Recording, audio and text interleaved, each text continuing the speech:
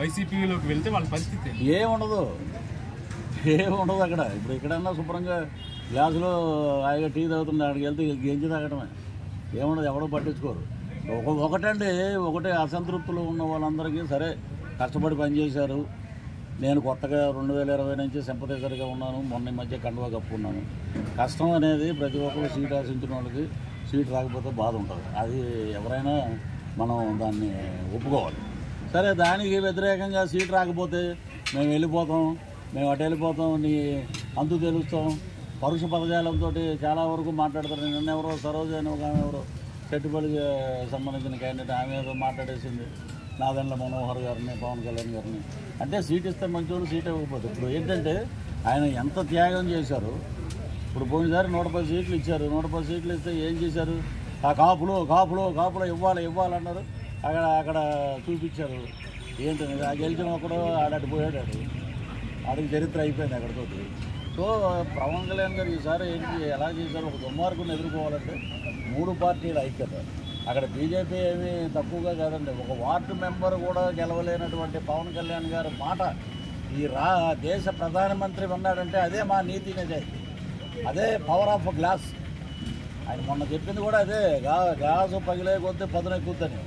ఆయన మరి ఒక ప్రధానమంత్రి మొన్న మీటింగ్ వచ్చాడంటే వాళ్ళకి ఏ ఇంటెలిజెన్స్ రిపోర్ట్ లేకపోతే వాళ్ళు వచ్చి మీటింగ్లో ఎలా పాల్గొంటారు?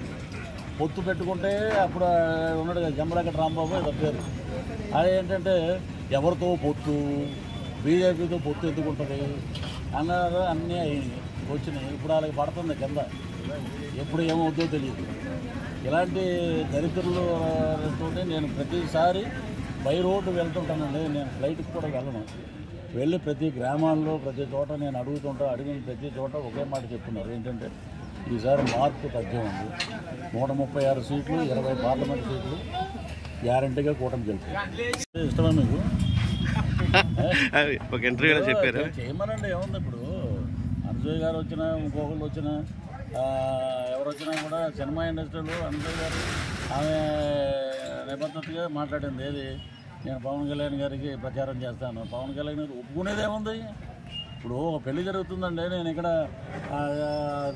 తోరణాలు కడతాను, అవి కడతాను, వెళ్ళిపోవాలి చూసుకెళ్ళి. మమ్మల్ని మాకేమన్నా ఎవరైనా ఇలా ఒప్పుకో, ఇలా తిరుగు, అనకాపల్లి అన్నారా?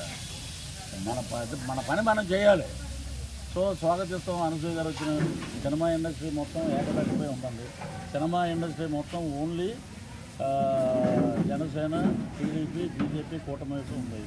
మా అగ్రనాయకులందరూ 3 పార్టీల్లో ఉన్నారు. 3 పార్టీలు కలవటం, 3 జెండాలు కలవటం రాష్ట్రానికి ఒక శుభం, రాష్ట్రానికి ఒక అద్భుతమైన ప్రయోజనం ఇచ్చే పార్టీ మా బాలయ్య గారు ఉన్నారు.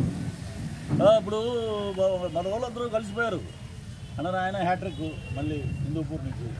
సో బ్రహ్మాండంగా ఉంది ఎక్కడ చూసినా.